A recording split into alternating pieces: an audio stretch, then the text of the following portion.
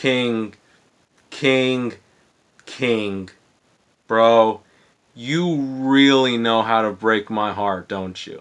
What's up, guys? This is your boy Uzumaki Clan coming at you with a Chapter 3 review of Stephen King's It. And the way how this is going to be, the way how I'm going to be doing this chapter is that I'm going to divide multiple reviews on 6 parts, because if you guys don't already know, this is the biggest chapter in the entire book, and it would be impossible for me to review it in one setting. So I'm going to take my time, because there are a lot of important details within these 6 parts. So it's good to divide these into 6 reviews so that I'm not missing anything while I'm doing the review itself. So with that being said, let's get on to the chapter, the first part of the chapter itself.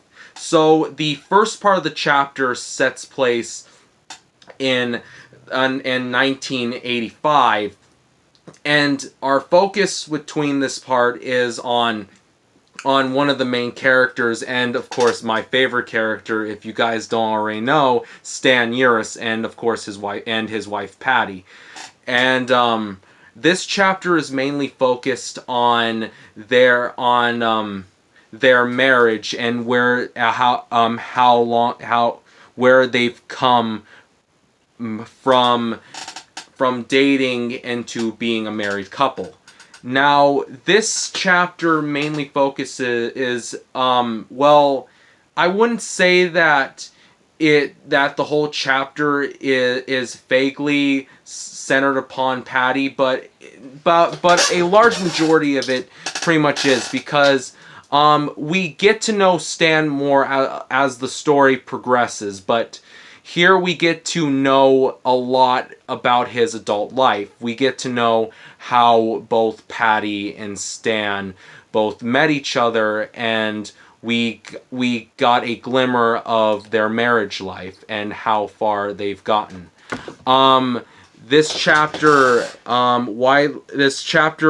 also focuses on the commentary of a marriage, and basically how a marriage works, which is something that I really liked, because we had kind of like a slice of life kind of take on in this particular part, because marriage can go a lot of ways. You're going to have your ups and downs, and King really masters upon how a marriage works on both sides, because a marriage is something that's not also settled on the both of you, but it also settles upon how the feelings of both your parents, and which is something upon Patty's parents as well, because we get to know Patty's parents, and at first they catch her off guard, because they feel as though they don't like where the marriage is heading. In fact, it's going as far as them moving to Atlanta, Georgia, which is something that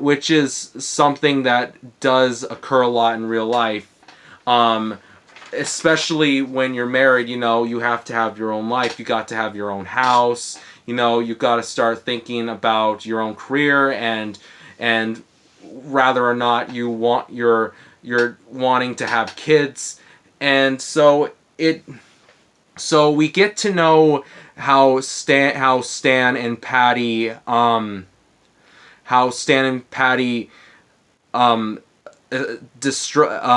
establishes their desires of wanting to have kids, which is something that they've tried multiple times, but it never worked as they expected. They've tried multiple times. Even their parents have been asking, how long is it going to take them before they become grandparents? and it's very heartbreaking how Stan is blaming himself for this. How Stan pretty much is saying that it's his fault that they're not procreating. And it really brings you to the point where you actually really feel for these characters, and you can relate to where they're coming from.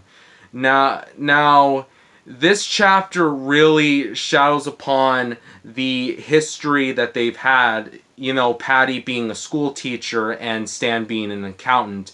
We get to know that Stan had multiple jobs before he got into his accountant career. We get to know that when they first moved to Georgia, he worked at a bakery, H&R Block, and after he was done working at H&R Block, he started his own business, which was something that Patty's parents were a little bit iffy on. And Stan is and the way how Stan is written is letting us know that this dude, he knows what he wants. He's very outgoing. Even though he might sound like a hothead at times, he really knows himself, and he knows himself well, and he has a lot of confidence within him. And that's something that I could admire, and that's something that I really can relate to when it comes towards the characterization of the story. And then the heartbreaking reveal comes when at the very end we find out that Stan had committed suicide because Mike had called him up, and Mike Holgren, Mike Hamlin, forgive me for misplacing his name. Mike Hamlin had called him and told him that, and basically that it has returned. And after hearing the news, Stan commits suicide. And it's very heartbreaking because the fact that we got to know so much about this character and got to relate with him so well, the fact that his death came unexpected really shatters the reader, including myself. Now, the turtle is mentioned twice in this chapter, and it really goes as great foreshadowing for what is to come next. Next week, I will be giving my review on the life of Richie Tozier.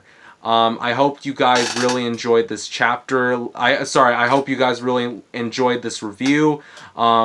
This was a really good first half of the chapter. I'm very excited to reread the second half, talking about Richie. And I hope you guys have a really nice night and a great weekend. See you next time. See you on the flip side.